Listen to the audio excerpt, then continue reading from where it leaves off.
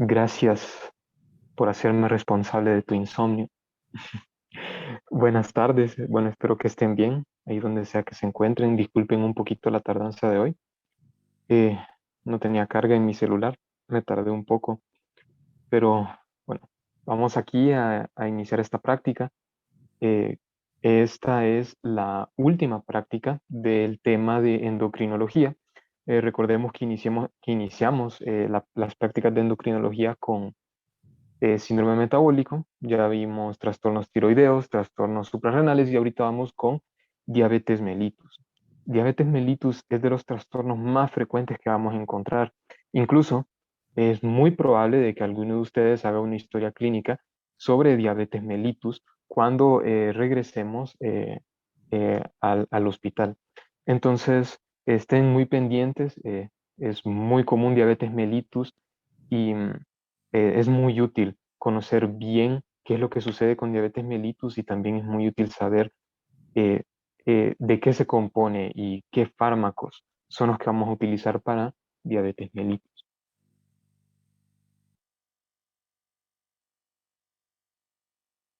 Y como siempre, ¿verdad? Sean muy observadores, ¿ok? Aquí fíjense que en diabetes mellitus casi no hay muchas imágenes, ¿ok? No hay muchas imágenes en diabetes mellitus.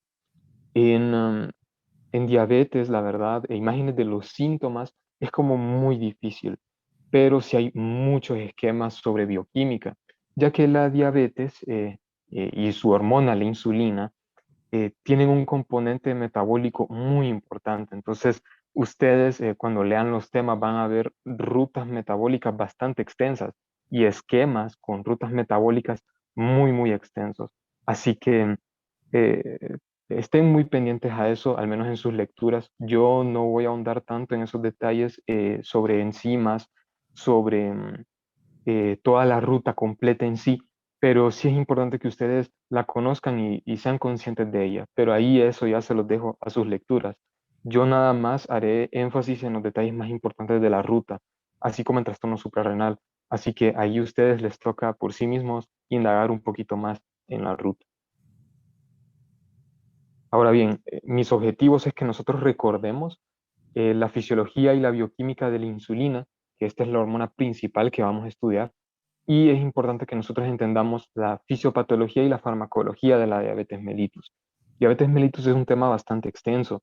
Incluso los docentes de semio, me imagino que, al menos en mi caso, fue muy extenso el tema de diabetes mellitus. Estoy bastante seguro de que muchos de sus docentes también se tomarán el tiempo para diabetes mellitus.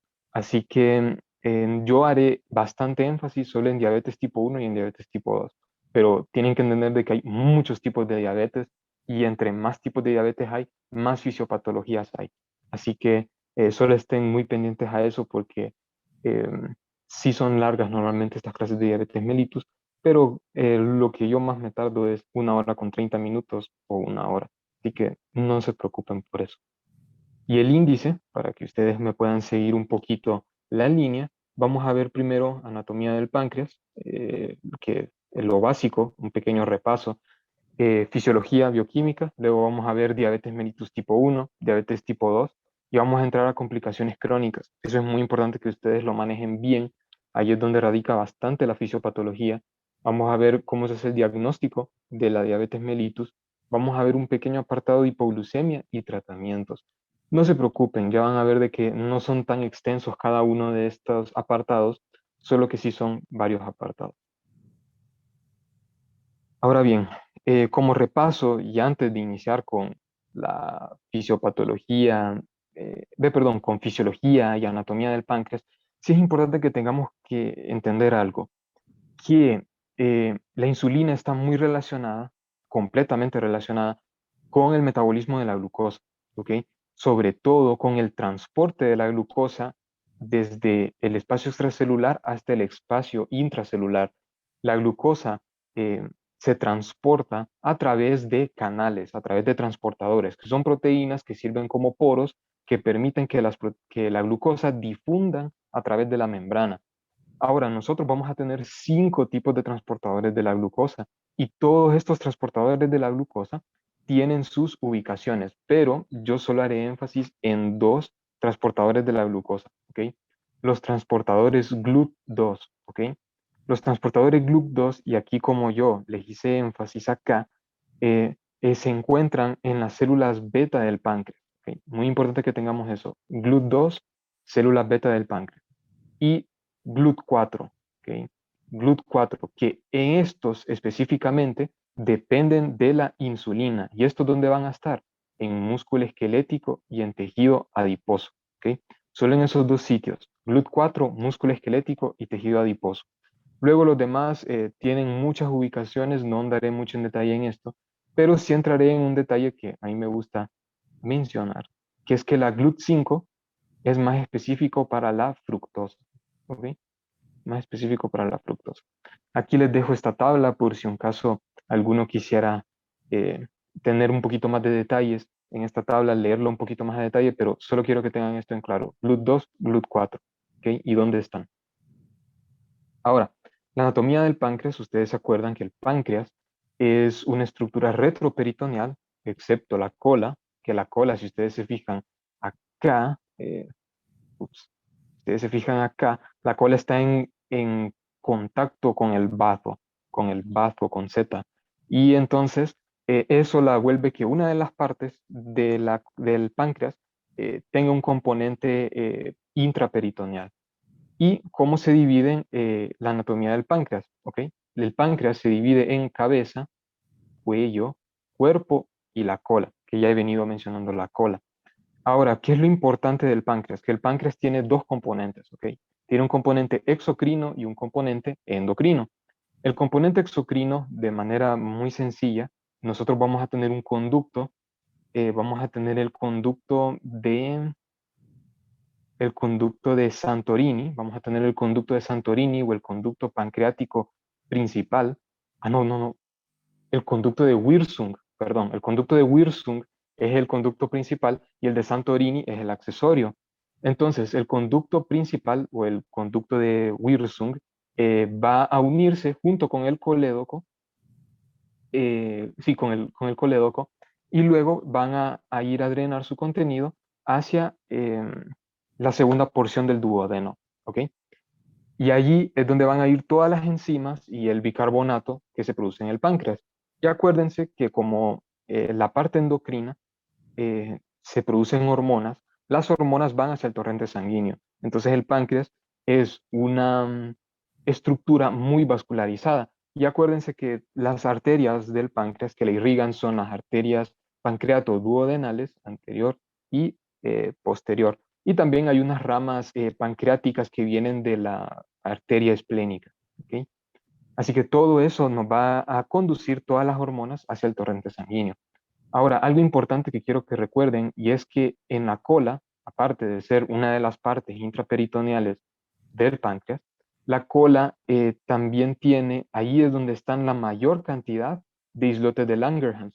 Y ahí los islotes de Langerhans son los encargados de producir todas las hormonas endocrinas del páncreas. Ahora, un pequeño repaso sobre anatomía sería este, anatomía microscópica, ¿no?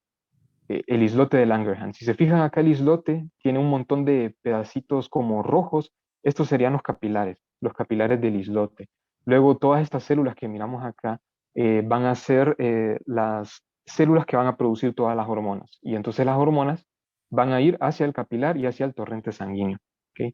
Aquí alrededor vamos a ver los acinos serosos del páncreas, que son los que producen las enzimas y el bicarbonato que van a ir hacia el conducto de Wirsung y el conducto de Santorini. Ahora, las células que están en el islote son muy importantes. Van a ser las células beta, que ya las he venido mencionando, acuérdense, GLUT2, las células alfa y las células delta. También hay unas células PP, que son las que secretan el polipéptido pancreático. Entonces, las células alfa secretan el glucagón, las células beta, la insulina, las células D, la somatostatina. Y allí, quizás un poquito metiéndome más histología, si ustedes usan la tinción de Mallory-Hassan, que es esta tinción de la foto que miramos al lado, las células del páncreas van a tener colores y no van a ser así como en la metoxilina y eosina, que se miran solo pálidas, sino que con Mallory-Hassan vamos a tener que las células que se tiñen en rojo, las células que se tiñen en rojo van a ser las células alfa, las células que se tiñen de naranja van a ser las células beta, y las células que se tiñen en azul van a ser las células delta o las células D. ¿Okay? Entonces, si ustedes se fijan, hay más color naranja que cualquier otro color. Y es porque las células beta representan a un 60 a un 70% del islote. O sea, hay mucha secreción de insulina. ¿Okay? Y las otras células que pueden haber, como las células del polipéptido pancreático, no se representan aquí con el Mallory-Hassan. Ahora sí, algo importante es que el glucagón es un antagonista de la insulina es un antagonista del glucagón, y la somatostatina inhibe la secreción de estas dos, inhibe la secreción del glucagón y de la insulina.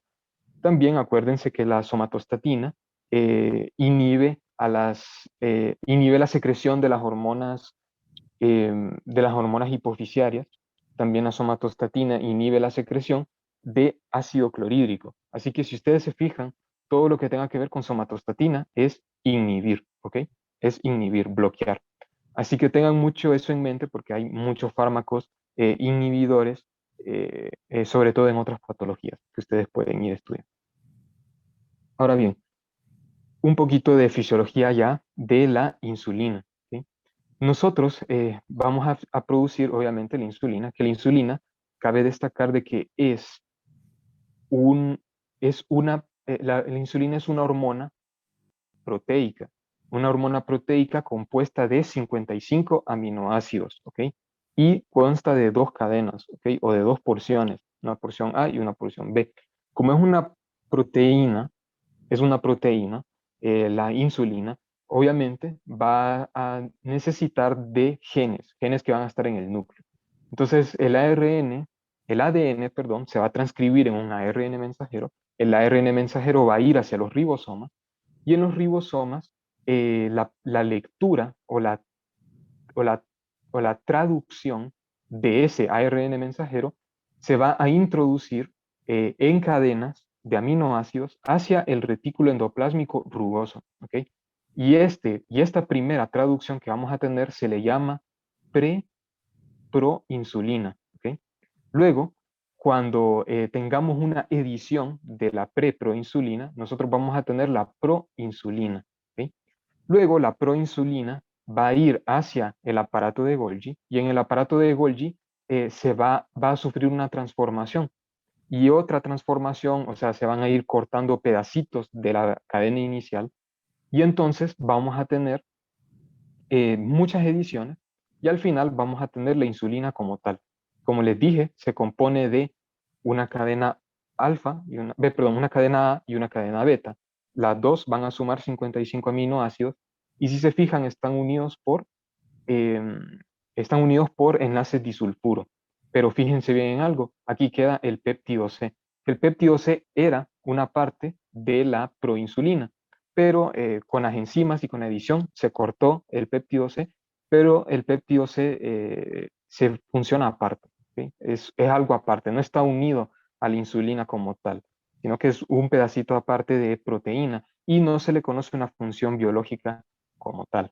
Ok, ahora vamos a tener esta vesícula que adentro, este pedacito de membrana, que adentro va a tener la insulina. Ahora, ¿cómo hacemos que esta insulina salga de la célula? Y esto es algo muy importante, sobre todo para entenderle a la farmacología.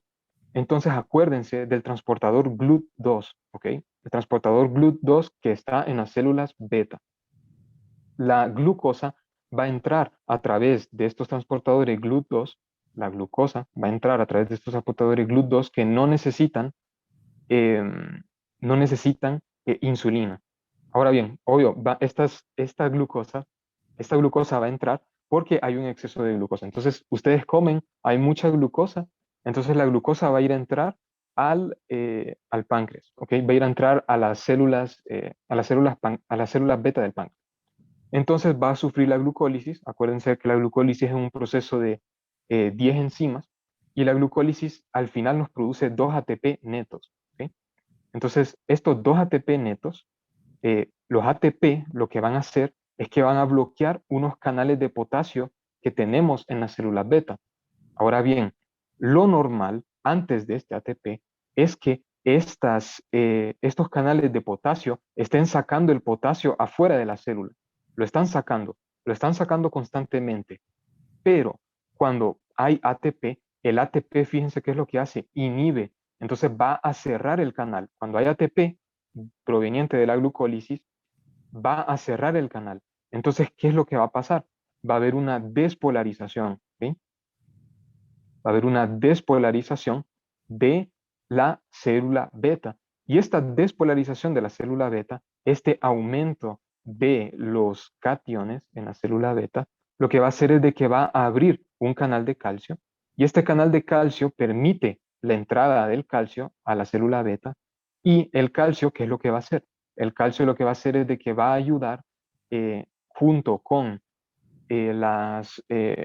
junto con las proteínas SNAP o las proteínas SNARE, va a ayudar a unir estas vesículas que ya tienen la insulina adentro, ya tienen la insulina formada, y van a hacer de que la insulina se una a la membrana y secrete su contenido. ¿Okay? Que la vesícula, perdón, se una a la membrana y secrete su contenido, que el contenido es la insulina. ¿Okay? Cabe destacar de que, aparte de que la glucosa pueda estimular este cierre de los canales de potasio y que estos canales de potasio puedan permitir la entrada del calcio, también tenemos que la colecistoquinina y la acetilcolina pueden estimular a la célula beta.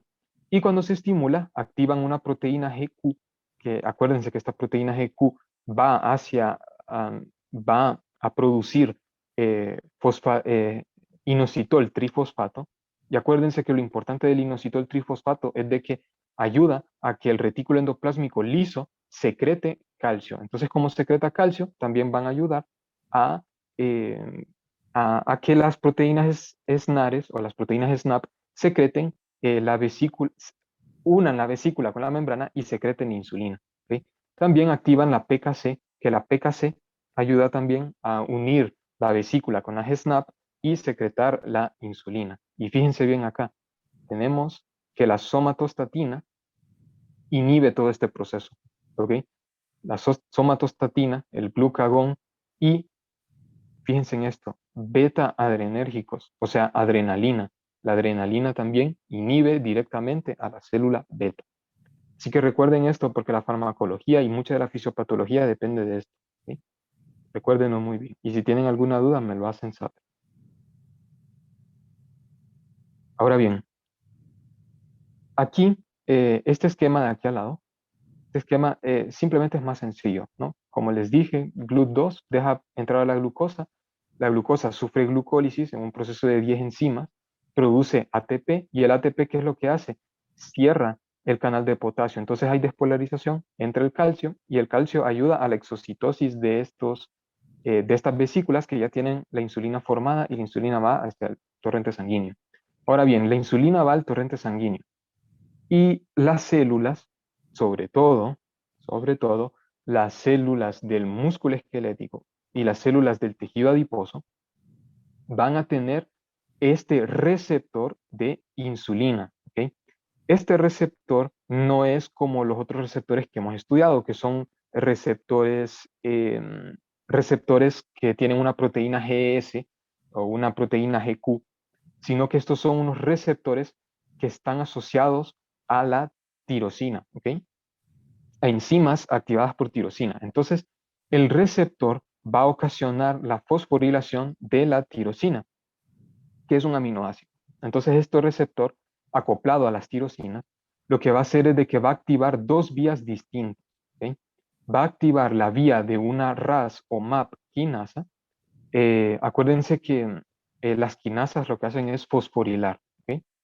Y si estimulan este RAS o MAP quinasa, ¿qué es lo que va a ayudar? Va a ayudar al crecimiento de la célula y a la síntesis del ADN, ¿ok? Pero si nosotros nos vamos por la vía de el el, de una quinasa del fosfoinositol, nosotros vamos a tener síntesis de lípidos, de proteínas y glucógeno, ¿ok? Importante eso, muy importante eso. Y luego vamos a tener que las vesículas que tienen la GLUT4 se vayan a la superficie y permiten la entrada de glucosa. ¿Ok? Ahora bien, ¿por qué digo que es importante esto de la síntesis? Porque la insulina es una hormona anabólica. ¿Ok? Y esto es muy importante que lo recuerden. La insulina no solo ayuda a que las vesículas que tienen la GLUT4 se vayan a la membrana, sino que también ayudan a, a producir, ¿ok? Ayudan a sintetizar proteínas, lípidos y glucógeno. La insulina es una proteína anabólica, ¿ok? Permite la síntesis. No solo expresar GLUT4 en músculo y en tejido adiposo, sino también es anabólico. Y también permite el crecimiento de la célula y la síntesis del ADN. Y aquí, en este esquema que me encanta de Netter, eh, me gusta porque lo que está en verde es lo que la insulina estimula y lo que está en rojo es lo que la insulina inhibe. ¿Ok? Entonces, la, la insulina, ¿qué es lo que hace? Ayuda a que el músculo reciba la glucosa y ayuda también a que el tejido adiposo reciba la glucosa. Pero también fíjense bien, ayuda a que el músculo capte aminoácidos y produzca proteínas. Como les dije, es anabólica. Y aquí no lo dice, pero también la insulina estimula a que el tejido adiposo tenga lípidos, o sea, ayuda a la lipogénesis, ¿ok? Ayuda a la lipogénesis. Y si ustedes se fijan acá en este esquema, inhibe, porque está en rojo, inhibe que la glucosa 6-fosfato se convierta en glucosa. Y ese proceso donde la glucosa 6-fosfato se convierte en glucosa se le llama gluconeogénesis, ¿ok? Y también inhibe la lipólisis, ¿ok? Que la lipólisis, oh, también inhibe que la lipólisis surja. Entonces inhibe que los triglicéridos se conviertan a ácidos grasos libres, ¿ok? Los triglicéridos evitan que los triglicéridos se conviertan en ácidos grasos libres, sino que más bien ayudan a que los ácidos grasos libres se conviertan en triglicéridos en el tejido adiposo. Ahora bien, voy a entrar ahorita desde antes en las consecuencias de la deficiencia de insulina, ¿ok? Entonces ahorita vamos a ir a un poquito a la fisiopatología, ¿ok? Solo para que la tengamos en mente. Entonces, ¿qué pasa si nosotros tenemos células y estas células no tienen insulina? Si no hay insulina en el músculo y no hay insulina para el tejido adiposo. ¿Qué es lo que sucede? Se reduce que el tejido obtenga glucosa, ¿ok? Entonces la glucosa se va a quedar en la sangre. Aumenta, cuando no hay insulina, aumenta la glucogenólisis. Entonces el glucógeno se degrada, ya no se va a crear, el glucógeno se degrada y se convierte en glucosa. Y aumenta la gluconeogénesis. ¿Por qué? Porque hay déficit de insulina. Entonces la glucosa 6-fosfato se convierte a glucosa. ¿Y esto qué es lo que nos va a producir? Si el tejido no agarra la glucosa, si el tejido no la capta, si el glucógeno se está degradando y si la glucosa 6-fosfato en la gluconeogénesis se está convirtiendo en glucosa, nosotros vamos a tener hiperglicemia, ¿ok? Vamos a tener un aumento de la glucosa en la sangre y vamos a tener glucosuria. Glucosuria significa orinar glucosa. Entonces, ¿qué es lo que va a pasar? Vamos a tener un aumento de la osmolaridad del plasma. Acuérdense que osmolaridad significa concentración. Entonces nosotros vamos a tener que el plasma, la sangre va a estar muy concentrada. Es como que si nosotros a un poquito de agua le hubiéramos echado un montón de azúcar. Entonces ese líquido va a estar muy concentrado, ¿ok?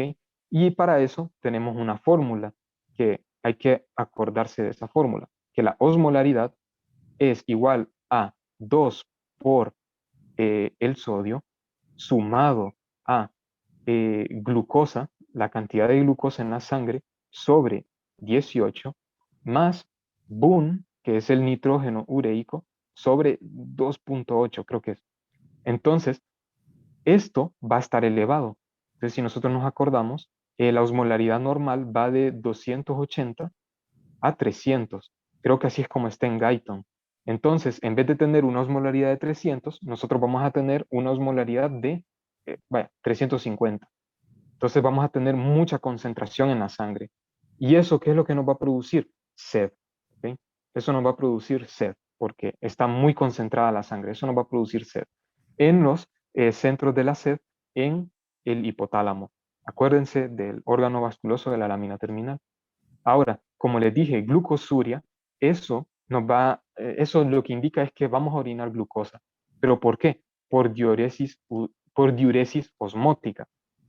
Recordemos que el riñón lo que hace es que absorbe glucosa. El riñón evita que la glucosa se pierda en la orina. Pero ¿qué es lo que pasa? Como hay demasiada, tenemos mucha glucosa, la glucosa lo que va a hacer es que va a saturar los canales. Y si el canal se satura, la glucosa se queda en el lumen del riñón. ¿Y qué es lo que sucede? La glucosa es osmóticamente activa. Y como, ok, y como la glucosa es osmóticamente activa, entonces va a sacar un montón de agua hacia el lumen. Entonces vamos a tener orina por osmosis.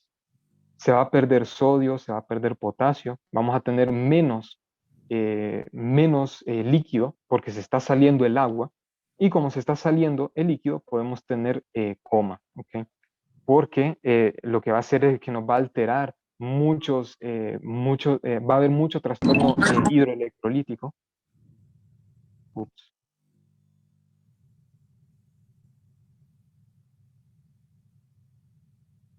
¿qué pasó? Ok, bueno, entonces podemos tener trastornos hidroelectrolíticos. ¿Ok? Luego, aumento de la proteólisis. Acuérdense que es anabólica. Entonces aquí vamos a destruir todas las proteínas. Y aquí vamos a tener pérdida de músculo y pérdida de peso. Y luego vamos a tener lipólisis. Entonces vamos a tener muchísimos, pero muchísimos ácidos grasos libres. ¿Ok? Ya no vamos a tener lipogénesis, vamos a tener lipólisis. Entonces aquí vamos a tener mucho eh, ketogénesis, vamos a tener como hay muchos ácidos grasos libres, se van a producir cuerpos cetónicos, ¿ok? Y esos cuerpos cetónicos nos pueden producir vómito o náuseas porque estimulan los centros del vómito y podemos tener,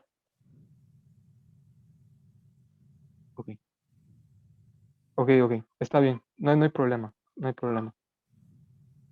Eh, ahora bien, eh, ahora también, como tenemos muchos cuerpos cetónicos, también podemos tener acidosis metabólica, ¿ok? Y esta acidosis metabólica nos puede producir la respiración de Kussmaul, que vamos a entender más adelante. Y también nos puede aumentar el lactato en el suero. Entonces, todo ese esquema resume absolutamente todo esto que acabamos de explicar. Y así son de largo los esquemas normalmente que van a encontrar en sus libros, ¿ok? Pero lo importante, no entra la glucosa y la glucosa va a estar concentrada en la sangre. Vamos a tener mucha liberación de ácidos grasos libres porque no hay insulina. Y acuérdense que la insulina ayuda a formar la grasa, ayuda a formar el tejido adiposo. Y también acuérdense que vamos a tener muchos aminoácidos. ¿Por qué? Porque la insulina ayuda a producir proteínas. Pero acá vamos a tener degradación de las proteínas, vamos a tener aminoácidos. Y cuando los aminoácidos se degradan, vamos a tener aumento de la urea. ¿Ok? Y acuérdense de las cetonas. Las cetonas son muy, muy importantes. Ahora bien, ya que repasamos un poquito de la fisiología, vamos a entrar más que todo a las patologías. ¿Ok? Vamos a entrar a la diabetes mellitus. Ahora bien, diabetes significa alguien que orina mucho. ¿Ok? Diabetes significa alguien que orina mucho. Y claro, no solo existe diabetes mellitus, también existe, por ejemplo, diabetes insipidus. Y diabetes insípidos también hacen referencia a alguien que orina mucho. Y la diabetes, uno de los principales signos que quizás ustedes conocen es la poliuria, ¿ok? Que ahí lo fui mencionando con glucosuria, ¿ok? Y diuresis osmótica. Y mellitus hace referencia a dulce, ¿ok? Hace referencia a que es una orina dulce, de olor dulce, e incluso recuerdo yo una vez que el doctor Ayes, él dio la parte de renal, también decía de que, ¿y por qué no un sabor dulce de la orina? Así que, bueno, entonces vamos a tener dos tipos. Vamos a tener el tipo 1, vamos a entrar en detalle en esto, Y algo que también recibe otro nombre, este tipo de diabetes, es un tipo de diabetes insulino dependiente. ¿Ok? Ahora bien, aquí es importante. ¿Por qué? Cuando hablamos de diabetes, y sobre todo diabetes mellitus, estamos hablando de hiperglicemia, ¿ok? Aumento de la glucosa. Pero aquí en el diabetes tipo 1 tenemos un déficit de insulina y por eso se los puse en rojo, ¿ok? No tenemos nada de insulina, ¿ok? Y vamos a tener, porque no hay nada de insulina, vamos a tener mucha glucosa en sangre, ¿ok? Bien, la diabetes mellitus tipo 1 se da por la destrucción autoinmune de las células beta. Vamos a tener muchas células inmunológicas que van a destruir los islotes del páncreas. Estas células inmunológicas van a ser linfocitos T y esto se da por una reacción de hipersensibilidad tipo 4. Como tenemos destrucción autoinmune, vamos a tener inflamación, ¿ok? Tenemos inflamación. ¿A qué genes se asocia? A muchos genes. Tienen que recordar de que estos tipos de diabetes que vamos a estudiar son poligénicos, ¿ok? Pero al menos cuando hablamos de HLA, Human Leukocytarian Antigen, hacemos referencia a alteraciones que hay, alteraciones genéticas que hay en el sistema inmune, ¿ok? Cuando hay alteraciones en el sistema inmune, se hace referencia a pequeños segmentos, a pequeños haplotipos de los genes. ¿A cuáles haplotipos está relacionado diabetes mellitus tipo 1? Al HLA-DR3 y al HLDA-DR4.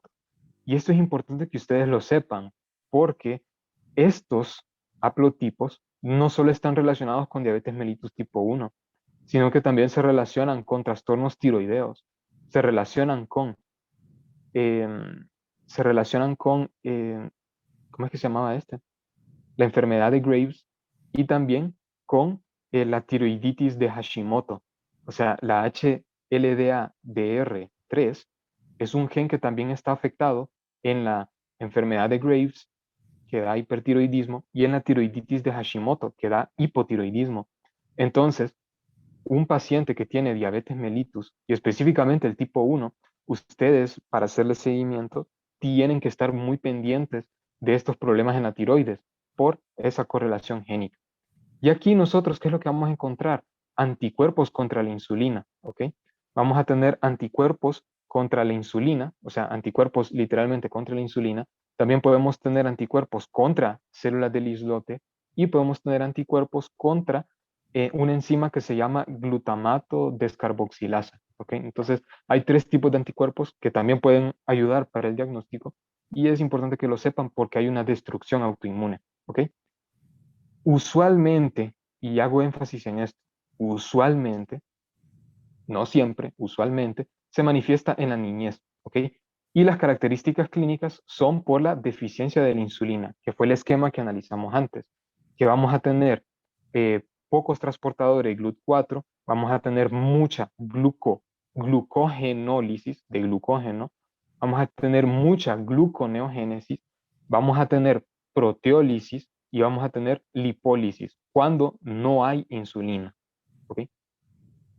Ahora bien, ¿qué características clínicas vamos a encontrar en la diabetes mellitus tipo 1? Vamos a encontrar que la glucosa está elevada en sangre. ¿Y por qué está elevada en sangre la glucosa? Porque no hay transportadores GLUT4, ¿ok? Los transportadores GLUT4 siguen en su vesícula y no van a salir hasta que venga la insulina a estimular la vesícula para que estos canales se vayan a la membrana. Ahora bien, ustedes dirán, pucha, justo al inicio me dijiste que hay canales tipo 1, canales tipo 2, canales tipo 3, canales tipo 5. Ahora, ¿por qué está elevada la sangre y tenemos, pero si tenemos perdón, si tenemos los demás canales y solo falta el GLUT4? Bueno, ustedes tienen que recordar que el músculo y el tejido adiposo solo van a poder recibir su glucosa de los canales GLUT4, ¿ok? No van a recibir de otro tipo de canal de ninguno, solo del GLUT4. Y acuérdense que nosotros tenemos 600 músculos aproximadamente, que todos los estudiaron en macro, origen e inserción, pero también tenemos bastante tejido adiposo. Entonces, en comparación, proporcionalmente, de la cantidad de músculo, de la cantidad de tejido adiposo que tenemos en comparación con las demás células, vamos a tener que los canales GLUT4 van a ayudar a que entre toda esta glucosa, ¿ok? Proporcionalmente, el músculo y el tejido adiposo permiten que entre muchísima glucosa y son los que ayudan a que el cuerpo pueda utilizar toda esa glucosa que recibe a través de la comida. Entonces, vamos a tener pérdida de peso, ¿ok? ¿Y por qué vamos a tener pérdida de peso y disminución de masa muscular? Por el glucagón, ¿ok? Acuérdense que el glucagón es el antagonista de la insulina. Entonces, la insulina nos ayuda, es anabólica, ¿ok? La insulina es anabólica, ¿ok? Y el glucagón es catabólico, ¿ok? Entonces, si la insulina nos ayuda a la génesis o a la síntesis de proteínas y nos ayuda a la síntesis em, de, de lípidos, el glucagón nos va a ayudar a la proteólisis y el glucagón nos va a ayudar a la lipólisis, ¿ok? Así que por eso vamos a tener pérdida de peso y pérdida de masa muscular. Vamos a tener polifagia, poliuria y polidipsia, ¿ok? Las 4 P's, diría yo. 4 P's. Polifagia, poliuria, polidipsia y pérdida de peso, ¿ok? Entonces, poliuria, ¿por qué? Porque acuérdense que el riñón se encarga de absorber la glucosa, ¿ok? Entonces, como hay demasiada glucosa en la sangre, entonces esto va a saturar los canales y como se saturan los canales, ya no se reabsorbe nada de glucosa, sino que la glucosa se queda en el lumen de los túbulos renales y como se queda en el lumen de los túbulos renales, va a generar ósmosis del agua para el lumen y entonces eh, así se va a ir orinando más porque hay más agua adentro de los túbulos renales. Vamos a tener polidipsia, porque si ustedes se acuerdan de la fórmula de la osmolaridad, que es 2 de sodio más glucosa sobre 18 más urea o BUN, el nitrógeno ureico, sobre 2,8, ahí aumentamos la osmolaridad. Entonces, como se aumenta la osmolaridad, vamos a producir sed. Y polifagia, porque acuérdense de que no se está recibiendo glucosa y el cuerpo utiliza la glucosa para obtener energía. Entonces, va a estimular unos mecanismos para poder consumir más glucosa. Pero este polifagia, se los digo, no es tan común, ¿ok? No es tan común. Y sobre todo en diabetes tipo 1. Y ya les voy a explicar por qué. Y glucosuria, que es que además de orinar mucho, se va a orinar glucosa. Ahora bien, una complicación aguda de la diabetes, si nosotros tenemos que la diabetes está descontrolada, no vamos a tener regulación de esta gran cantidad de glucosa en la sangre. En diabetes tipo 1 se va a producir la cetoacidosis diabética, ¿ok? La cetoacidosis diabética eh, indica que hay un exceso de cetonas en la sangre, ¿ok? Hay un exceso de cetonas en la sangre. Y ahora, ¿qué es lo que sucede?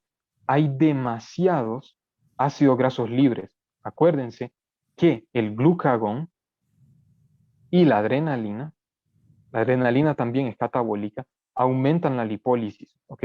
Aumentan la lipólisis. Son antagonistas a la insulina. Entonces, como hay un aumento de la lipólisis, vamos a tener que los triglicéridos se parten en ácidos grasos libres. Estos ácidos grasos libres van a ir hacia el hígado, ¿ok?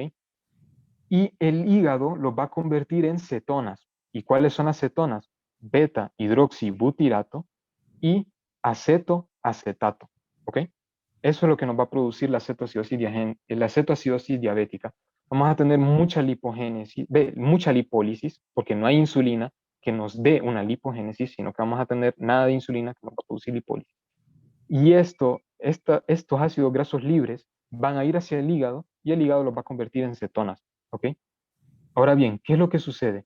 Vamos a tener muchas cetonas, ¿ok? Ahora, ¿qué es lo que va a pasar? Vamos a tener síntomas a raíz de esto que está sucediendo. tenemos hiperglicemia, usualmente arriba de 300 miligramos, la mayoría de veces van a ser como valores de 500, 600. Vamos a tener acidosis metabólica, que acidosis metabólica, estamos hablando de que hay mucho ácido en la sangre, ¿ok? Ya les voy a explicar cómo surge la acidosis metabólica. Y vamos a tener hipercalemia, ¿ok? Hipercalemia, acuérdense muy bien que hipercalemia es hiperpotasemia, ¿ok? Vamos a tener mucho potasio afuera. Ahora, ¿por qué? Si nosotros recordamos la fisiología, acuérdense que van a entrar, va a entrar la glucosa a las células beta. Entonces las células beta lo que hacen normalmente es ir sacando el potasio, pero no tenemos insulina. Entonces todo ese mecanismo no va a servir. ¿Ok? Entonces vamos a tener que las células beta van a estar sacando muchísimo potasio de su medio. ¿Ok? Entonces vamos a tener mucho potasio que está saliendo de la célula beta, pero también vamos a tener un mecanismo de buffer, ¿ok? Acuérdense que buffer se refiere a la regulación de ácido. Y entonces, como tenemos mucho ácido, o sea, tenemos muchos hidrogeniones afuera de la célula, pero adentro de la célula tenemos mucho potasio. Entonces, el mecanismo de buffer va a ser intercambiar el hidrógeno que está afuera por potasio. Entonces, el potasio se va a ir saliendo de la célula, intercambiándolo por los hidrogeniones. Entonces, por eso es que vamos a tener hipercalemia. Y la acidosis metabólica es por las mismas cetonas, ¿ok? Las cetonas son ácidos, aparte de que son ácidos, y también las cetonas se unen con el bicarbonato, y como se unen con el bicarbonato, va a haber más proporción de hidrogeniones que de bicarbonato. Ahora bien, ¿cuáles van a ser las características clínicas de esta complicación? Si tenemos glucosa elevada por mucho tiempo, vamos a tener la respiración de Kussmaul, que la respiración de Kussmaul se da por acidosis metabólica. ¿Y por qué se da la respiración de Kussmaul? Porque hay tanto ácido en el cuerpo, hay tantos hidrogeniones, y la manera en que nosotros podemos sacar esos hidrogeniones es convertir esos hidrogeniones a dióxido de carbono. Entonces va a haber una hiperventilación, ¿ok? Va a haber una hiperventilación de este dióxido de carbono, ¿ok? Va a haber deshidratación, como ya les expliqué, esos cambios osmóticos, esos cambios de concentración van a causar sed y consecuentemente la deshidratación por la pérdida de líquidos que hay en el riñón, náuseas, las cetonas van a estimular centros del vómito en el sistema nervioso central. Vamos a tener vómitos, podemos tener cambios en el estado mental, podemos tener letargia, podemos tener, eh, incluso puede llegar hasta coma, ¿ok? Y el aliento famoso, el aliento a frutas, ¿ok? El aliento a acetona, ¿ok? Puede oler, algunos libros dicen que a fruta podrida o incluso a eso que usan las mujeres para pintarse las uñas, a eso también puede llegar a oler. ¿Y cuál es el tratamiento? Ok, vamos a tener el tratamiento con líquidos intravenosos, obviamente insulina y reemplazo de electrolitos. Ahora, ¿qué es lo que sucede? Tenemos mucho potasio, ¿ok? Como ya les expliqué por el sistema de buffer, pero como nosotros tenemos mucha orina, esta hiperpotasemia a la larga se puede producir en una hipopotasemia, ¿ok? O en una hipocalemia. ¿Y ahora por qué? Porque todo este potasio a la larga se puede excretar. Entonces hay que estar muy pendientes a esos cambios de potasio, ¿ok? El potasio puede cambiar mucho, puede estar o muy elevado o puede estar muy bajo. Entonces el potasio es muy, muy importante y ya les voy a explicar más adelante con un esquema por qué. Aquí tenía un video que les quería enseñar sobre la respiración de Kussmaul, ¿ok? Ahí se los enseñaré luego. Pero lo que quería decirles de la respiración de Kussmaul, se los voy a enviar por el grupo. Pero la respiración de Kussmaul, al menos como se describe, es respiración rápida, un aumento de la frecuencia respiratoria y un aumento de la profundidad de la respiración, ¿ok? Ahí se los voy a mandar por el grupo este video. No entiendo qué fue lo que pasó. Sí, no me carga. Pero bueno, ahí se los voy a mandar por el grupo. All right, this little guy actually presents here. He's a known insulin dependent diabetic, and he's come in with a pH of like 6.9. He's actually got a little bit of probably a dental abscess that's kind of kicked him off here, but he's his breathing is really what we kind of call Kuzma breathing, and when you smell his breath, it basically has a very sweet kind of a acetone ketone sort of odor to it. So he's getting getting a little fluid bolus at 20 per kilo, and then we're going to also start him at 0.1 units per kilogram per hour of insulin, and he's going up to the intensive care unit, and his like his here, his initial, like I said, his initial pH was 6.9 in that ballpark. So and his mom knows these videos end up on YouTube, and she's okay with that, right, Mama? Yes. Okay, all right, good. Anything else? So basically, when he went to bed last night, his sugar was what? 99. 99. Yeah, and then when he woke up this morning, he had a little trouble waking him up, and he was breathing like this, right? When was he diagnosed with diabetes? 2 years ago, I'm sorry. At 3 years old. Okay, at 3 years old. Okay, so he's 5 now.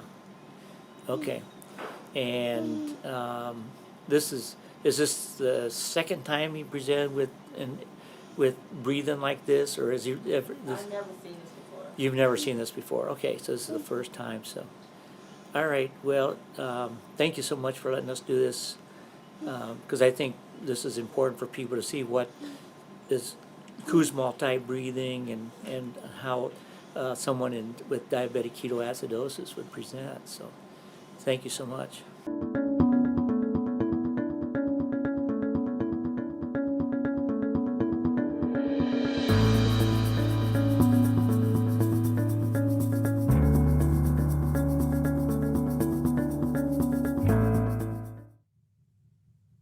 Y aquí simplemente es un esquema, que son esquemas bastante grandes los que hay, pero se resume en todo eso que yo les había mencionado anteriormente, sobre todo producción de cetonas. ¿Por qué? Porque hay muchos ácidos grasos libres que el hígado los convierte en cetonas, y las cetonas nos van a producir todo el daño. ¿Ok?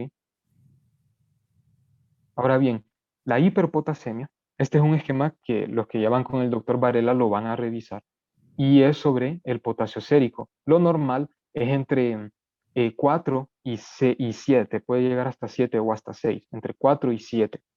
Ahora, el potasio, si está muy bajo, nos va a producir depresiones en el electrocardiograma y sobre todo ondas U bastante prominentes. Esto nos predispone a arritmias, pero si tenemos mucho potasio, nos puede producir una fibrilación ventricular, y la fibrilación ventricular es mortal. Así que hay que tener muchísimo cuidado con el potasio, y el potasio tiene que ser vigilado en un paciente con cetoacidosis, ¿ok? Y la cetoacidosis, ¿por qué se da? Por eh, diabetes mal controlada, ¿ok? Ahora bien, diabetes mellitus tipo 2, también conocida como insulino resistente. La diabetes mellitus tipo 2 se da por resistencia a la insulina, ¿ok? Y resistencia a la insulina, ¿qué es? ¿Qué es la resistencia a la insulina? Como yo les digo, menos número de receptores de insulina, ¿ok? Vamos a tener menos de aquellos receptores tirosinquinasa que activan a enzimas que van a ayudar a activar la tirosina, esos receptores de tirosinquinasa. Bueno, esos van a estar disminuidos o pueden estar alterados. Eso es lo que significa resistencia a la insulina. Pero como siempre, diabetes mellitus, hiperglicemia, aumento en la glucosa, es el tipo de diabetes más común. Vamos a tener que un 90% de las diabetes se dan por diabetes tipo 2. Usualmente los pacientes van a ser adultos y obesos, y hay una fuerte predisposición genética, incluso más alta que la de la diabetes mellitus tipo 1. Los niveles de insulina están súper elevados, pero el paciente tiene insulina, ¿ok? Hay insulina en el paciente, ¿ok? Solo que la insulina no tiene suficientes receptores o los receptores tienen algún defecto. Entonces, vamos a tener mucha insulina y por eso la obesidad. Acuérdense que la insulina ayuda a formar lípidos, ayuda a formar tejido adiposo. ¿Y qué es lo que sucede? Primero, al inicio de la enfermedad, vamos a tener muchísima insulina, ¿ok? Pero como esta insulina em, no realiza su función, a la larga, las células beta se pueden agotar y luego ya no vamos a tener insulina, ¿ok? Entonces, es importante tratarla antes de que tengamos un agotamiento de las células beta. Histológicamente, en la diabetes tipo 2, entonces si nosotros venimos y agarramos un pedacito del páncreas en una persona con diabetes tipo 2, vamos a ver depósitos amiloides en los islotes. ¿A qué me refiero con esto? Fíjense bien, este es un islote y si ustedes se fijan acá, tenemos como un montón de pedacitos, tenemos como pedacitos de proteínas, tenemos como un montón de proteínas acumuladas en el islote, mejor dicho, que a eso se le llaman depósitos amiloides. Y estos depósitos amiloides eh, no hacen nada en sí, pero estos depósitos amiloides, ¿de qué están hechos? Están hechos de amilina. Como les había dicho, y en ese esquema en aquel esquema, si se acuerdan de la vesícula, estaba la insulina y estaba el péptido C. Pero también, junto con esos dos, se secreta la milina, que la milina es una proteína bastante nueva que se ha encontrado. Entonces, como hay mucha secreción de insulina, también se secreta mucha milina. Y la milina lo que ayuda es prácticamente a mejorar el vaciado gástrico, ¿ok? No, estimula el vaciado gástrico y ayuda en sí a absorber glucosa, ¿ok? Entonces ayuda a la insulina a hacer su función, pero como no tiene función de la insulina, entonces se empieza a acumular. Y eso es lo que nosotros vamos a encontrar si revisamos los islotes de un paciente con diabetes mellitus tipo 2. Ahora bien, las características clínicas de la diabetes tipo 2 van a ser muy similares, ¿ok? Poliuria, polidipsia e hiperglicemia, ¿ok? Hiperglicemia, eso es muy importante. Aquí también puede haber polifagia, y aquí sí es más común la polifagia, ¿ok? En diabetes tipo 1, a pesar de que no lo mencioné, no hay tanta polifagia porque es muy probable de que si está muy mal controlado el paciente, puedan desarrollar cuerpos cetónicos, ¿ok? ¿Y por qué alguien de diabetes tipo 2 no tiene cuerpos cetónicos? Por la insulina, ¿ok?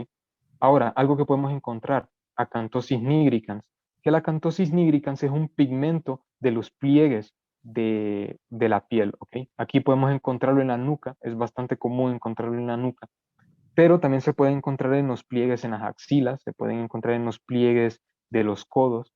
Entonces, acantosis nigricans puede ser un detalle muy importante para diabetes tipo 2.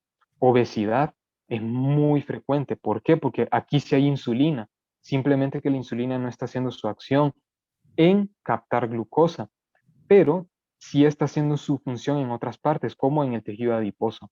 Entonces ayuda a la lipogénesis, a producir lípidos y muchas veces es clínicamente silente. El paciente normalmente no se da cuenta de que tiene diabetes tipo 2. Ahora bien, la complicación aguda, si el paciente con diabetes tipo 2 no se controla, es el coma hiperosmolar. ¿Ok? Acuérdense, la glucosa es osmóticamente activa. Entonces, si la glucosa está muy elevada, arriba de 500, ¿qué es lo que va a pasar? La glucosa va a sacar todo el agua, como ya les he explicado, va a sacar todo el agua. Y como saca todo el agua y el agua la orina, por eso diabetes significa aquel que orina mucho. Entonces, como está sacando la orina, vamos a tener hipotensión, ¿ok? Vamos a tener hipotensión porque se nos está yendo todo el agua a través de la orina. Y por esa hipotensión tenemos desequilibrios hidroelectrolíticos y eso nos puede producir coma, ¿ok? Y como les menciono, en diabetes tipo 2, al inicio, las cetonas están ausentes, ¿ok? Pero porque hay insulina, ¿ok? Aunque sean pequeñas cantidades, pero nosotros tenemos insulina, ¿ok? Eso es lo importante y por eso es que no hay cetonas y por eso es que es más común también la polifagia, ¿ok? Porque las cetonas producen náuseas y alguien con náuseas no va a comer mucho, pero con diabetes tipo 2 sí es muy probable que el paciente coma más. Y ahora sí, un cuadro resumen, y si no me pusieron atención, presten bastante atención ahorita. Diabetes tipo 1 es una destrucción autoinmune, ¿ok? Hay anticuerpos, pero hay linfocitos T, ¿ok? Entonces, si nosotros miráramos una histología de un paciente con diabetes tipo 1, vamos a encontrar los islotes llenos de un montón de leucocitos, ¿ok? Diabetes tipo 2, acuérdense, es resistencia a la insulina. Resistencia a la insulina, ¿qué es? No hay suficientes receptores de insulina o los receptores tienen algún defecto. ¿Y esto qué es lo que nos produce? Al menos en histología, vamos a tener islotes con depósitos amiloides, ¿ok? El tratamiento con insulina en diabetes tipo 1 siempre, por eso es que se llama insulino dependiente. Tratamiento con insulina en diabetes tipo 2, algunas veces, solo cuando ya hay agotamiento de la célula beta. Edad es más común, ojo, más común en menores de 30 años. Y diabetes tipo 2 es más común, ojo, más común en mayores de 40 años. ¿Asociado con obesidad, diabetes tipo 2? No. Asociado a obesidad, diabetes tipo 2. Ah, no. Tipo 1 no está asociado a la obesidad. Tipo 2 sí está asociado a la obesidad. ¿Ok? Disposición genética es débil y hay muchos genes involucrados. Pero, ¿qué pasa? No se transmite genéticamente. ¿Ok? Claro, hay una transmisión genética clara, pero no es el factor predisponente, ¿ok? No es algo que se va a dar siempre porque tenemos tales genes, esto siempre va a pasar. No siempre va a suceder así. ¿Por qué? Porque los estudios nos dicen que el 50% de concordancia de diabetes tipo 1 se da en gemelos idénticos o en gemelos homocigóticos. O sea, solo el 50% de los gemelos idénticos va a tener ambos diabetes tipo 1, pero eso va a ser lo contrario en diabetes tipo 2, que en el 90% de los gemelos idénticos o en los gemelos homocigóticos, si uno tiene diabetes tipo 2, un 90% que el otro fijo la tiene por su fuerte asociación genética, ¿ok? Diabetes tipo 1 tiene otras teorías, pero todavía no se sabe exactamente la causa. Asociación al sistema HLA, acuérdense, autoinmune, DR3, DR4, también relacionadas con trastornos en la tiroides. En resistencia a la insulina, no tenemos acción del autoinmune. Intolerancia a la glucosa es severa en el tipo 1, pero es leve en el diabetes tipo 2. ¿Ok? La intolerancia a la glucosa se refiere a que le das un poquito de glucosa, esa glucosa se va a seguir acumulando. Pero acuérdense que todavía en diabetes tipo 2 tenemos, aunque sea un poquito de insulina. Sensibilidad a la insulina es muy alta y en el diabetes tipo 1, pero en el diabetes tipo 2 es baja la sensibilidad a la insulina. ¿Y por qué baja la sensibilidad? Porque no hay receptores o los receptores tienen algún defecto. La cetoacidosis es común en el tipo 1, pero es raro, ¿ok? Es raro en el diabetes tipo 2. Y la insulina en sangre es muy baja en la 1, pero en la tipo 2 es elevada al inicio y es baja cuando ya está avanzada la enfermedad. ¿Sí? Y ahora, un pequeño repaso sobre las complicaciones agudas. Cetoacidosis diabética, tipo 1, estado hiperosmótico hiperglicémico o coma hiperosmolar, tipo 2, ¿ok? Tipo 1 y tipo 2. ¿Por qué se da acá? Porque hay mucha lipólisis, la cetoacidosis diabética, porque hay mucha lipólisis, porque no hay insulina y tenemos muchas cetonas, ¿ok? Y beta hidroxibutirato y acetoacetato. Entonces, esto, ¿qué es lo que nos va a producir? Nos va a producir delirio, podemos tener alteraciones en el estado de la conciencia, las respiraciones de Kussmaul en acetoacidosis, podemos tener dolor abdominal, que esto es algo que no mencioné, pero podemos tener náuseas y vómitos por estimulación a los centros del vómito. Podemos tener deshidratación porque está orinando mucho, diabetes, alguien que orina mucho, y el olor a frutas, ¿ok? Por la acetona que va a través del aliento. En el laboratorio vamos a tener hiperglicemia, mucha glucosa, vamos a tener mucho, pero mucho, muchos hidrogeniones. ¿Por qué? Porque las acetonas se unen al bicarbonato. Entonces, como se une al bicarbonato, vamos a tener mayor concentración de hidrogeniones. Ahora bien, y eso nos va a dar la acidosis metabólica, que la acidosis metabólica nos da las respiraciones de Kussmaul. cetonas elevadas, hipercalemia al inicio. ¿Okay? Vamos a tener hiperpotasemia al inicio, que acuérdense que la hiperpotasemia nos da, ¿qué es lo que nos da la hiperpotasemia? Nos da, se me fue, fibrilación ventricular. Y después, porque se está orinando demasiado, puede haber diuresis del potasio y el diuresis de potasio puede causar hipopotasemia. Ahora bien, complicaciones de la cetoacidosis diabética. Puede haber mucormicosis. Tal vez ustedes hayan escuchado esto, pero la mucormicosis es el hongo negro. Puede haber edema cerebral y puede haber, como les dije, arritmias. ¿Por qué? Por alteración del potasio. Ahora bien, el estado hiperosmolar hiperglicémico.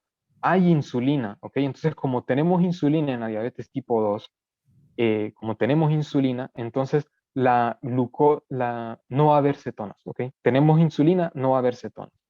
Y ahora, como no hay cetonas, lo que nosotros vamos a tener es mucha glucosa, vamos a tener diuresis excesiva, y como tenemos esa diuresis excesiva, se va a perder mucho líquido a través de la orina. Como se pierde demasiado líquido a través de la orina, entonces vamos a tener irregularidades, vamos a tener irregularidades electrolíticas. Ahora, ¿qué es lo que nos va a producir? Sed, poliuria, poliuria, letargia. Podemos tener un déficit neurológico y convulsiones. Y claro, podemos tener coma. ¿Okay? Esto es importante. Ahora bien, ¿qué es lo que vamos a tener? Hiperglicemia, aumento de la osmolaridad mayor a 300 miliosmoles. Acuérdense de la fórmula de osmolaridad que les enseñé al inicio. Vamos a tener un pH normal sin cetonas y vamos a tener hipercalemia, ¿ok? Vamos a tener mucho potasio, pero al inicio, luego después, por estar orinando demasiado, se puede perder potasio. Complicaciones, coma y posible muerte. ¿Y cómo vamos a tratar esto? Con líquidos intravenosos porque se está perdiendo mucho a través de la orina, insulina intravenosa porque no tenemos insulina y también podemos introducir potasio, ¿ok? Podemos introducir potasio. Ahora bien, otras causas de diabetes, que es como les decía, diabetes es un gran mundo, pero nosotros solo vamos a hacer énfasis en diabetes tipo 1 y en diabetes tipo 2. Pero tienen que recordar que hay diabetes gestacional que ocurre en las mujeres embarazadas. Hay diabetes tipo MODI, ¿ok? Diabetes tipo MODI son diabetes monogénicas, ¿ok? E incluso creo que el Harrison habla muchísimo de estas, ¿ok? Porque estas, créanlo, son bastante comunes, monogénicas, que solo involucran un gen, a diferencia de la tipo 1 y la tipo 2, que involucran muchos genes. Entonces, la MODI, ya van a ver, ustedes van a ver muchos casos de estos, y a mí me sorprendió al menos la primera vez que identifiqué uno. Yo fui una vez, hace unos 2 meses, a una brigada con unos pediatras. Entonces, fuimos a esta brigada y el pediatra encontró Acanthosis nigricans en uno de los niños. La piel de los niños estaba como negrita, estaba como bien pigmentada, la piel del niño. Entonces, yo le pregunté, ¿cómo puede haber Acanthosis nigricans en un niño? Le dije al pediatra, si Acanthosis nigricans es diabetes tipo 2 y eso sucede en el adulto. Pero el pediatra me dijo, es que se te está olvidando la diabetes tipo MODI. Entonces, ¿qué me dejó de lección esto? De que sí, están bien definidos estos cuadros clásicos que les acabo de explicar, pero pueden haber alteraciones. Pueden haber alteraciones, no, sino que algunos cambios, ¿ok? Que ustedes puedan decir como un niño tiene acantosis nigricans si eso es diabetes tipo 2. Entonces, si ocurren como esos casos que son como un poco raros, piensen en diabetes tipo MODI, ¿ok? Tipo MODI. Y al menos esa sería como quizás una pequeña reflexión de que no consideren de que todos los casos están bien encasillados, sino que pueden haber quizás algunas variaciones y esas variaciones son importantes. La hormona del crecimiento. Acuérdense que si tenemos mucha hormona del crecimiento podemos tener gigantismo y podemos tener acromegalia. ¿Ok? Gigantismo en los niños, acromegalia en los adultos. Ahora, si tenemos mucha secreción de eso, la hormona del crecimiento es antagónica al, a la insulina, entonces podemos tener diabetes. Si tenemos mucha adrenalina, por ejemplo, en un feo cromocitoma, podemos tener diabetes, ¿ok? Podemos tener diabetes, porque acuérdense que la adrenalina inhibe directamente a la célula beta. Si nosotros usamos muchos glucocorticoides, podemos tener diabetes esteroidal. ¿Y por qué? Porque acuérdense, glucocorticoides, lo principal que van a hacer los glucocorticoides va a ser aumentarme la glucosa, ¿ok? Por eso se llaman glucocorticoides. Entonces, si tenemos mucha glucosa, puede haber a la larga un agotamiento de la célula beta. Y un caso bien interesante, que es la hemocromatosis o diabetes bronceada, que no voy a explicar mucho para que ustedes puedan investigar, pero simplemente se los dejo que la hemocromatosis es cuando tenemos mucho hierro, ¿ok? Mucho hierro en el cuerpo. Normalmente se pueden causar porque hay muchas transfusiones sanguíneas, ¿ok? Hay muchas transfusiones sanguíneas. Entonces, vamos a tener una diabetes bronceada y es que la piel se pone como el bronce, ¿ok? Se pone como de un color del bronce. Y ahí les invito a que ustedes investiguen un poquito más de esa hemocromatosis. Es bastante interesante. Ahora bien, complicaciones crónicas. Como nosotros ya vimos las agudas y las agudas las encasillamos, vamos a ver ahorita las crónicas. Y hay dos procesos que ustedes tienen que tener en mente. La glucosilación no enzimática, que glucosilación es pegar glucosas a las proteínas. Y vamos a tener daño osmótico, ¿ok? Vamos a tener daño osmótico. Así que ustedes tienen que pensar en ambas complicaciones, ¿ok? En estos dos procesos, mejor dicho, estos dos procesos nos van a producir todas las complicaciones crónicas, ¿ok? Glucosilación no enzimática, o sea, vamos a pegar mucha glucosa a las proteínas, y daño osmótico, que el daño osmótico lo que hace referencia es de que se va a ir acumulando mucho, se va a acumular mucho se va a acumular mucho contenido, mucho material osmótico, y eso va a traer agua y el agua va a crear daño, ¿ok? Ahora bien, glucosilación no enzimática. La glucosilación no enzimática, fíjense bien, nos va a engrosar la membrana basal. Acuérdense que debajo de los epitelios tenemos una membrana basal. Y entonces estas proteínas de la membrana basal van a sufrir glucosilación, ¿ok?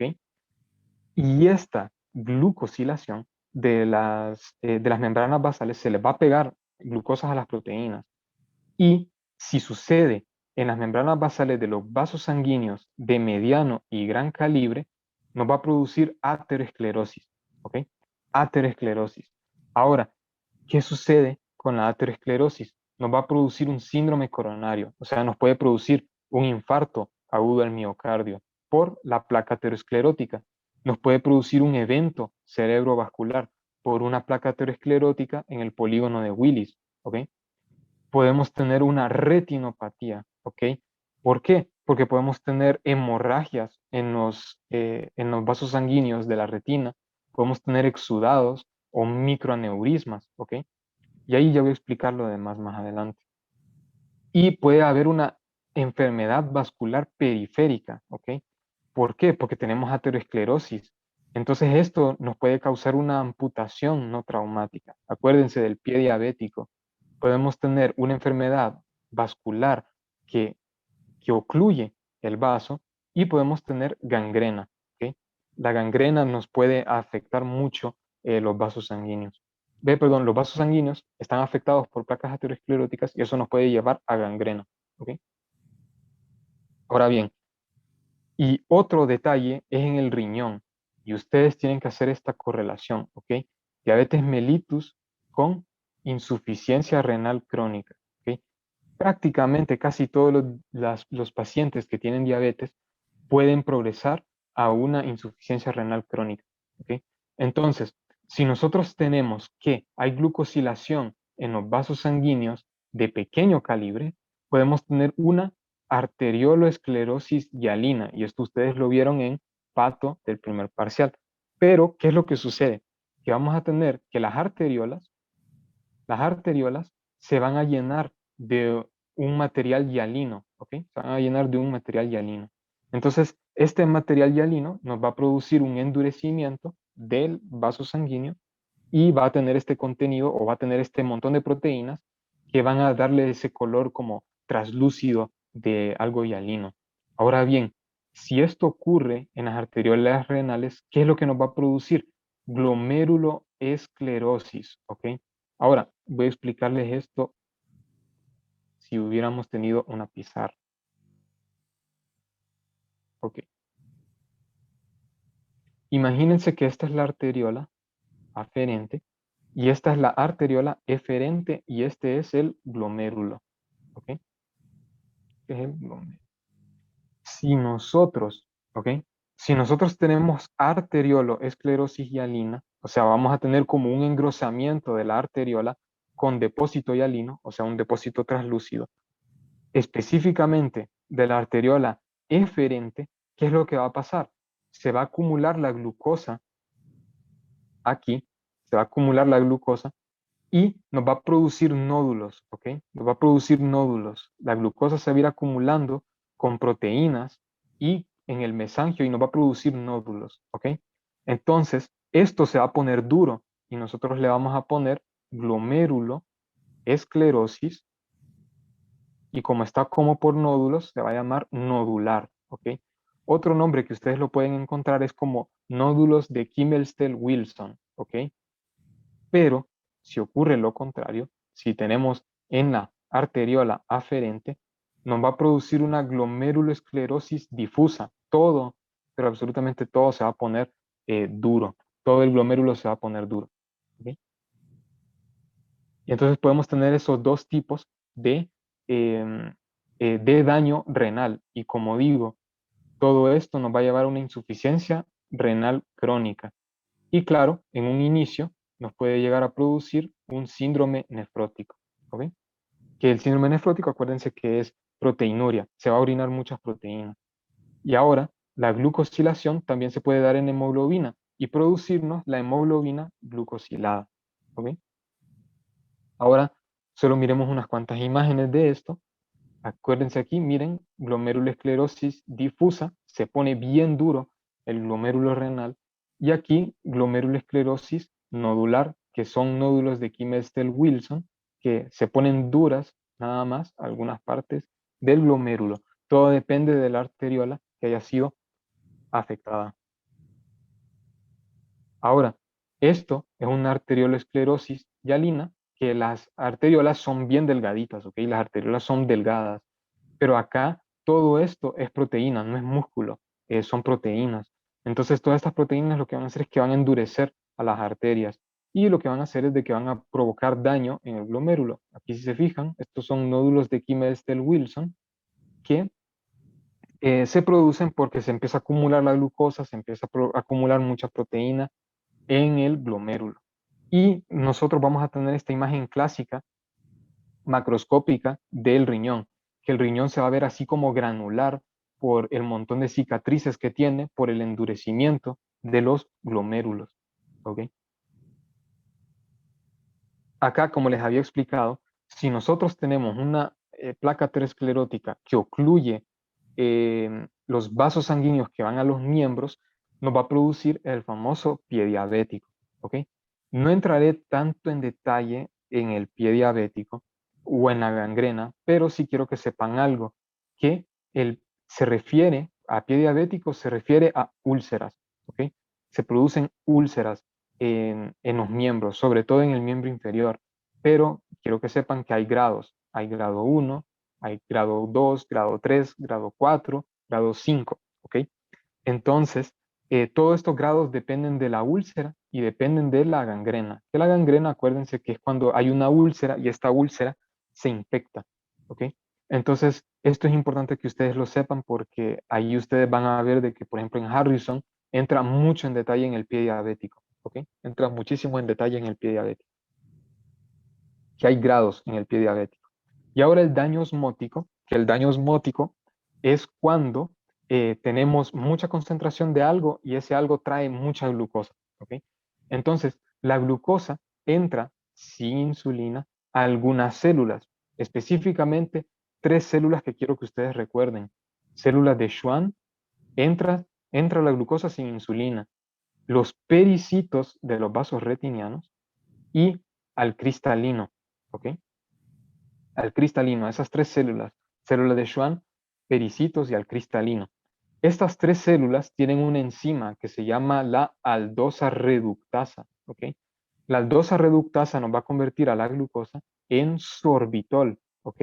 Y el sorbitol tiene un componente osmótico más fuerte que la glucosa. Y entonces, ¿qué es lo que pasa? Entra la glucosa, estas células se convierten a sorbitol y luego con el sorbitol se acumula demasiada agua, ¿ok? Se acumula mucha agua en el sorbitol. Entonces provoca un daño osmótico a estas tres células que les mencioné. Ahora, ¿qué es lo que va a pasar? Vamos a tener varios problemas por estos daños, ¿ok? Podemos tener neuropatía periférica, impotencia, la verdad es que no. Impotencia va más que todo a daño vascular. Y ceguera y cataratas, ¿ok?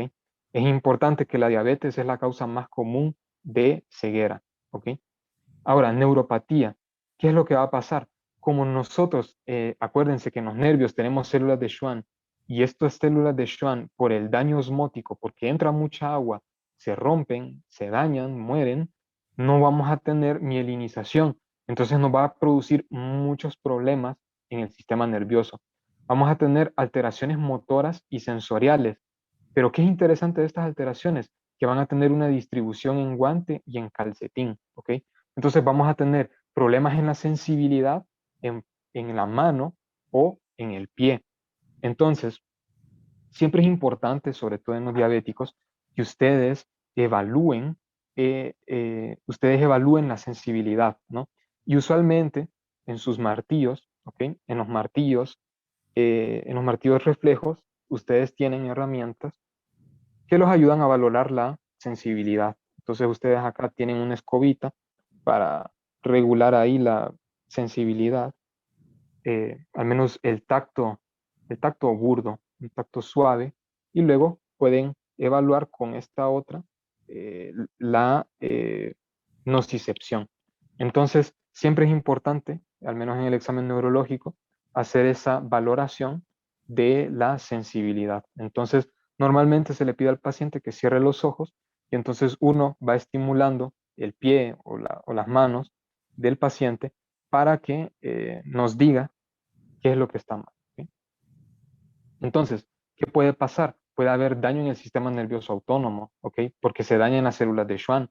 Entonces, puede haber reflujo gastroesofágico, porque acuérdense que las neuronas nos mantienen un tono en el esfínter esofágico inferior. Entonces, cuando ya no está ese tono, se relaja el esfínter y entonces sale el ácido clorhídrico.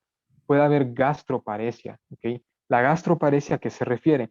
Que no va a haber muy buena motilidad en, en, en el estómago y en el duodeno. Entonces, ¿qué va a pasar? Se va a estar acumulando ahí la comida en el estómago y en el duodeno. Y podemos tener una diarrea diabética, ¿ok? Podemos tener que puede haber un daño en los nervios y al haber daño en estos nervios hay un daño en la motilidad. Entonces, se va a ir saliendo de manera líquida, ¿ok? Se va a ir saliendo las heces de manera líquida. Así que como les había mencionado que la retinopatía puede ser causada por los dos daños, ¿ok? Puede haber glucosilación de las proteínas en la membrana basal de la retina, pero también puede haber daño osmótico a los pericitos de la retina, ¿ok? Entonces, la retina es súper dañada aquí en las complicaciones diabéticas. Entonces, solo para que se acuerden, ahí lo hemos visto, podemos ver aquí el reborde neuroretinal que va a estar aquí alrededor, la excavación papilar, y esto es lo que vamos a ver aquí. La excavación es eso que vamos a ver ahí como bien clarito, y luego vamos a ver acá el reborde de la papila. Acá vamos a tener dos tipos de retinopatía. Vamos a tener retinopatía no proliferativa y proliferativa, ¿ok? Las retinopatías no proliferativas, nosotros vamos a ver un montón de sangrados, ¿ok? Vamos a ver exudados y vamos a ver hemorragias y esto, que es importante, esto que ustedes ven aquí blanco, vamos a ver manchas algodonosas, ¿ok? Aquí lo podemos ver ya en vivo, podemos ver esos exudados, podemos ver esos daños. ¿Y por qué? ¿Por qué vamos a ver esos daños? Porque acuérdense que, ¿por qué vamos a ver sangrados? Porque acuérdense que tenemos ese daño en los vasos sanguíneos retinianos. Entonces los vasos sanguíneos retinianos son frágiles y se rompen, entonces sangran. Luego podemos tener esas manchas algodonosas que son bien comunes de verlas. Fíjense bien en este normal, no es común ver esas manchas son patológicas. Y luego, acá, ¿qué es lo más importante de la neuropatía, perdón, de la retinopatía proliferativa? Que vamos a tener muchísimos vasos sanguíneos, ¿ok?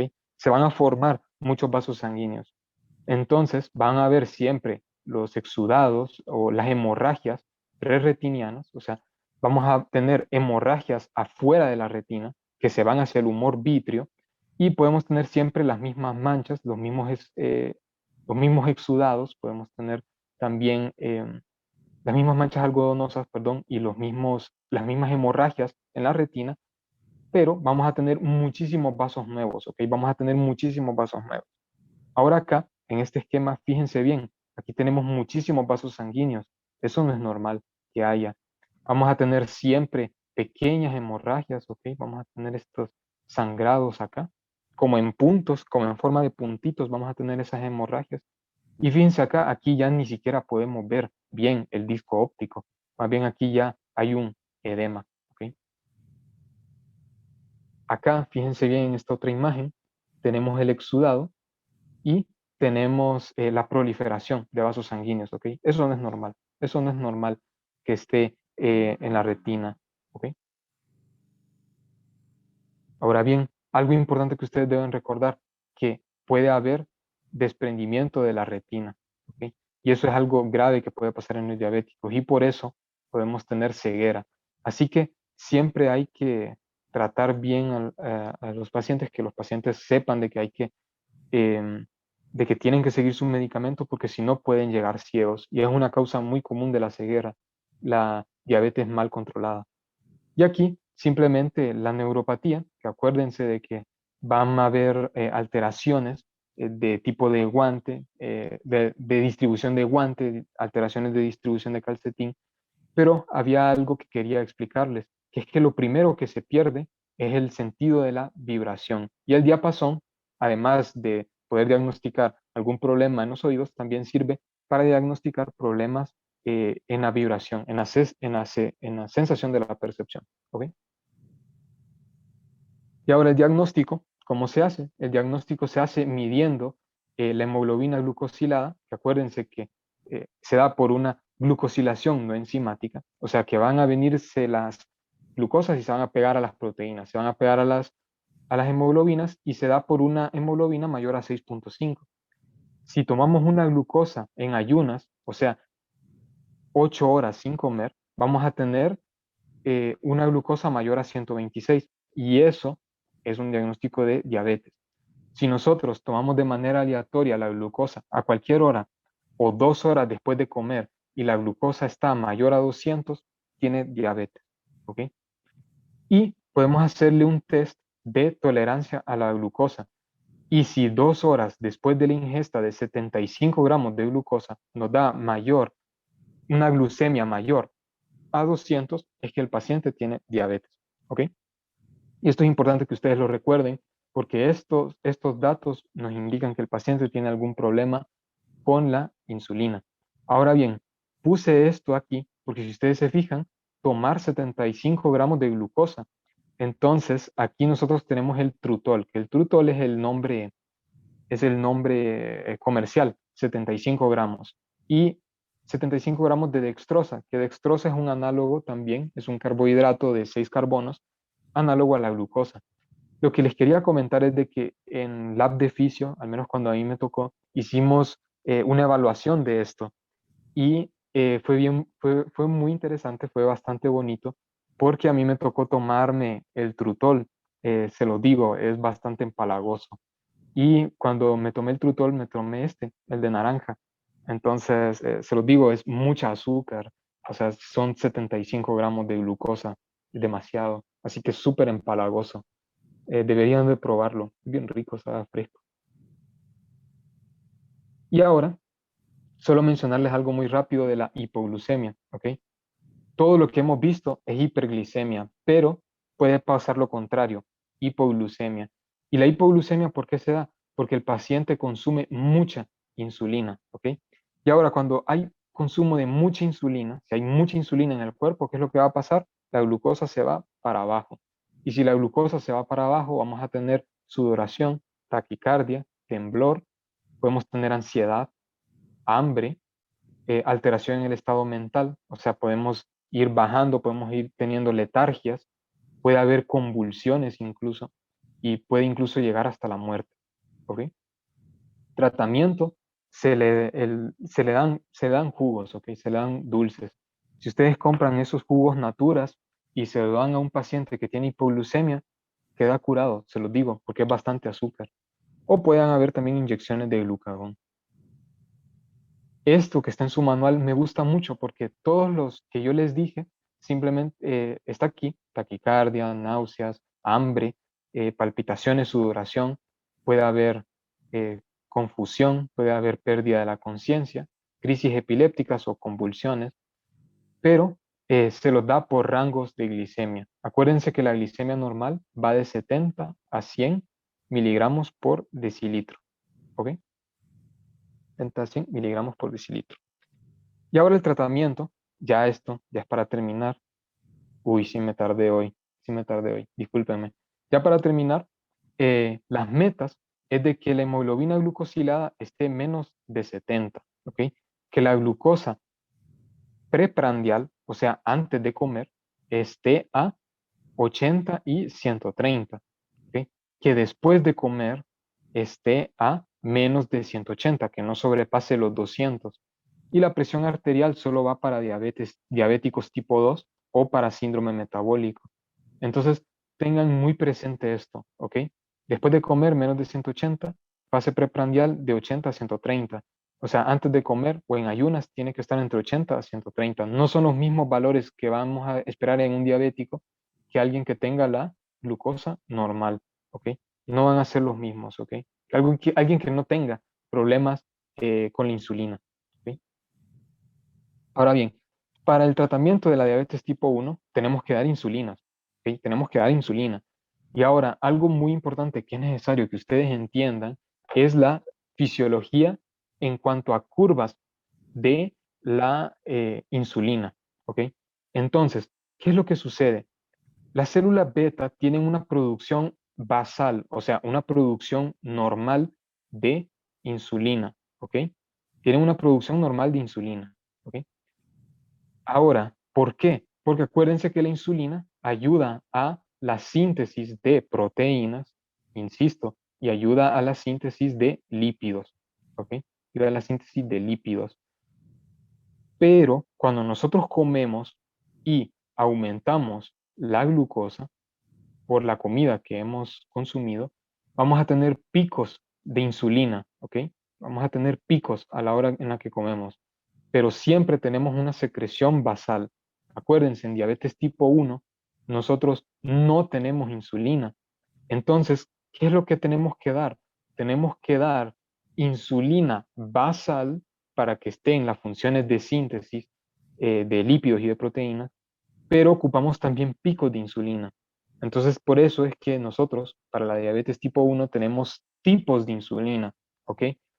Tenemos una de acción prolongada, o sea, que nos va a igualar la insulina basal, o sea, ese nivel de insulina que se va a mantener constante. Vamos a tener una acción intermedia que también sirve para mantener la insulina normal y tenemos una acción rápida, ¿ok?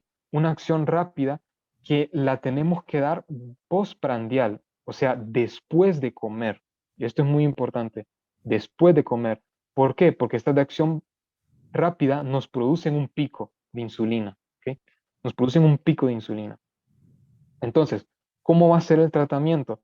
Tenemos que dar una insulina, solo una, ya sea acción prolongada o acción intermedia, ¿ok?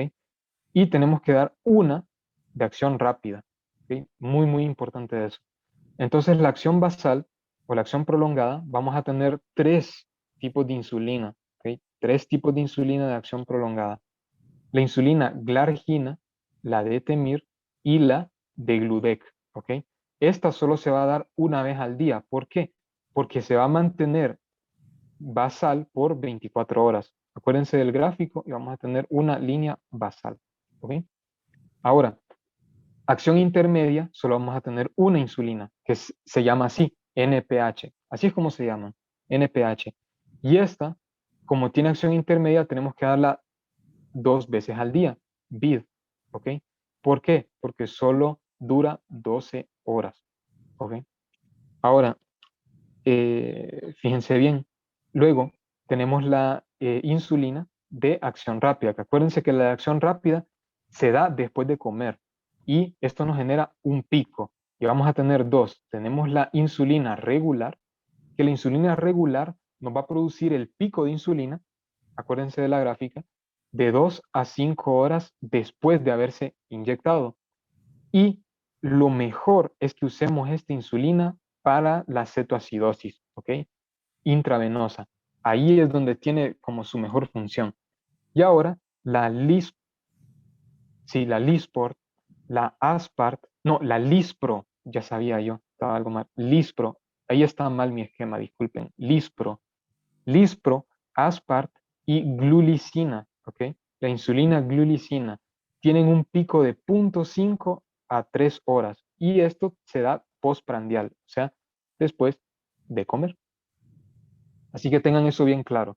Estas imitan la acción basal de la insulina, glargina, de temir, de gludec, NPH, y esta lo que nos hace es los picos y se tiene que dar después de comer. Aquí, como les dije, esta insulina es inyectada, ¿ok? La insulina se inyecta de manera subcutánea. Si se fijan, de los lugares donde uno se va a inyectar la insulina subcutánea es en el deltoides, es en el abdomen y es en el muslo, ¿ok? Acuérdense que las agujas subcutáneas son cortitas. Entonces, fíjense bien acá. Eh, pucha, no, qué basura, permítame.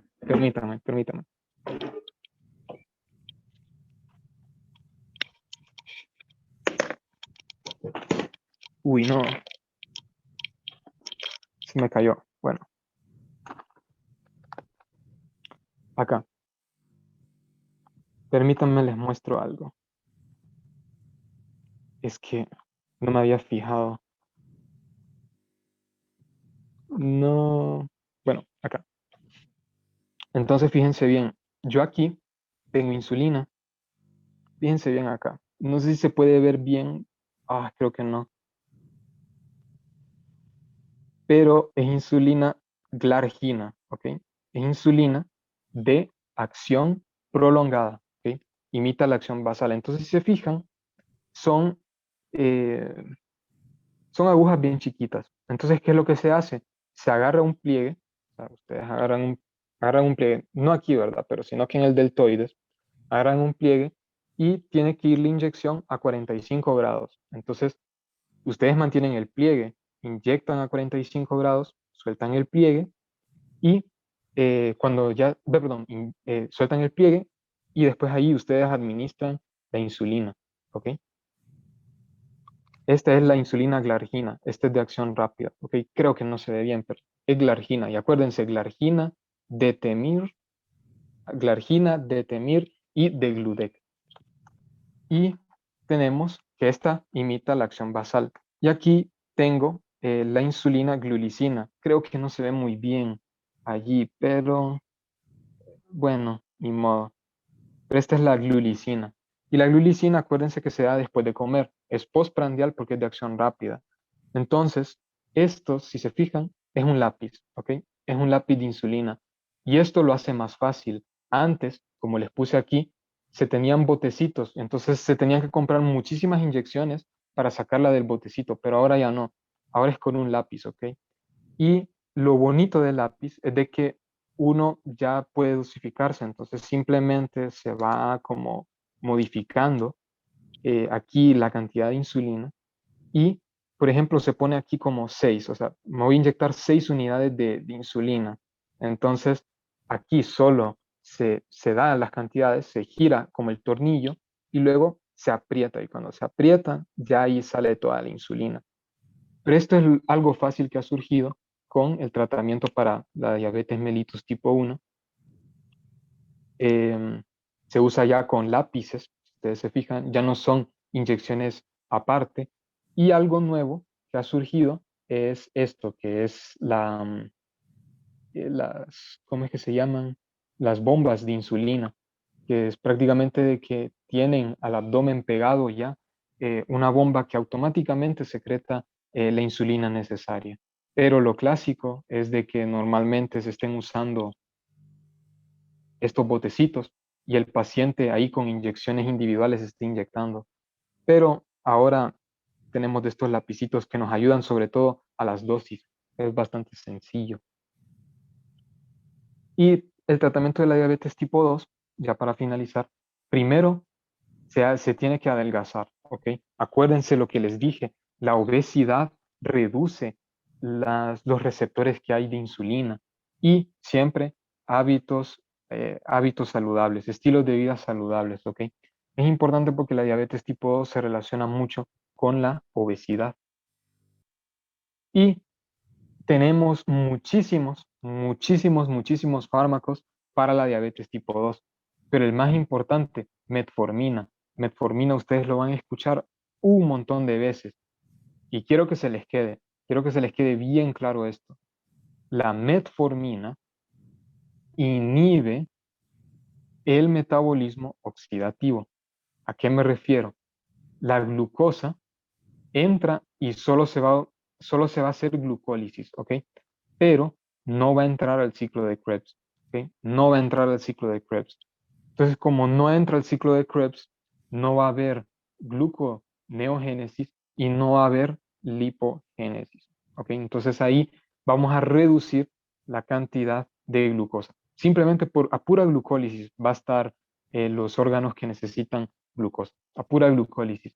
Y también ayudan a la expresión de los receptores GLUT4. Luego tenemos las sulfonilurias como la gluvidurida, y esto los que ayudan es que son agonistas de esos canales de calcio. Acuérdense que los canales de potasio, perdón, los canales de potasio de las células beta se cierran y ayudan a que entre calcio para secretar la insulina. ¿Ok? Luego podemos tener los inhibidores de la alfa-glucosidasa, como la acarbosa o la voglibosa, y esto lo que hacen es que inhiben a las glucosidasas. Las glucosidasas están en el intestino, entonces como inhiben estas enzimas, no se van a degradar y como no se degradan, entonces no hay absorción de glucosa en el intestino. Y hay unos inhibidores del SLG2, estos son los que más me gustan, la canagliflozina y la dapaglifosina, ¿ok? Aquí, ¿qué es lo que sucede? No se va a reabsorber la glucosa a nivel renal. Entonces, vamos a orinar mucha glucosa a nivel renal. Entonces, esta es un poquito peligrosa, no se usa tanto, pero me gusta mucho el mecanismo de acción, que es que inhibe a los receptores del riñón. Y algo malo es de que pueden producir infecciones, ¿verdad? Porque se está orinando demasiada glucosa. Entonces, hasta ahí mi participación en glucosa, en diabetes, mejor dicho. ¿Alguien tiene alguna pregunta?